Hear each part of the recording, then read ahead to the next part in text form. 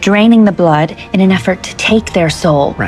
Right, that's right on. It's the same. Hearing this, the nun felt secretly delighted. Feeling like she had found a kindred spirit, she shared her discoveries without holding anything back. But at this moment she did not yet know that the priest sitting across from her was the real psychopath. After talking with the priest, the nun also gained some new inspiration about the case. And just at that time, she received a call from Lewis. It turned out they had found some bloodstains at the scene. After DNA comparison, they had already identified a suspect named Sully. According to the investigation, they discovered Sully had previously gone to prison for organ trafficking. Because of his criminal record, Lewis immediately led her team to break into Sulla's home. But when they arrived, they only found Sulla's corpse, and judging from the condition of the body, he had been dead for at least several weeks. But when Lewis approached, she was shocked to discover that Sulla's mother was still alive, and as they were leaving, she was still muttering words from the Bible. At this moment, Lewis knew she had been played by the killer. He deliberately left Sulla's blood at the scene. His purpose was to guide the police to go admire his next work, and this time, he even arrogantly left behind a note and wrote his own name on it. What's his name?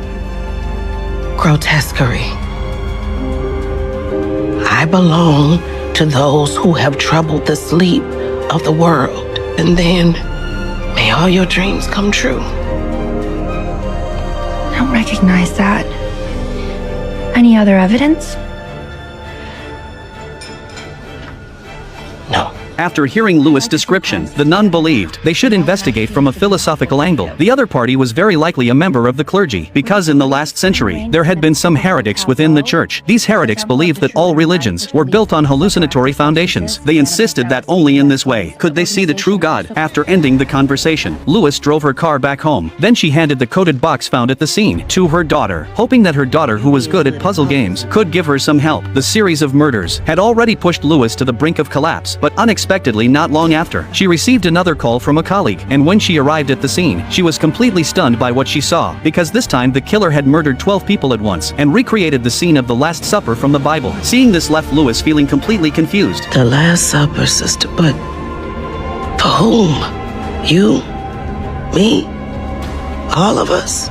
A series of extremely brutal murders kept happening in the small town, but before the police could find any clues, another new case happened once again. This time the victim was cut into 6 pieces by the killer, and sewn together with different people. What was truly terrifying was that his head was replaced with a goat's head. After observing for a while, Sheriff Lewis was shocked to discover that she actually knew all of these victims because of the tattoos on their bodies. Each one carried a special meaning. That was why she could recognize them at a glance. At this moment, Lewis also knew this was no longer a simple provocation, but a warning sent directly to her by the killer. So the next day, everyone immediately began analyzing the case. Lewis discovered that the victims this time were mostly well-known sex workers in the town. From the killer's behavior, it was clear that he deeply despised their profession. At the same time, the nun also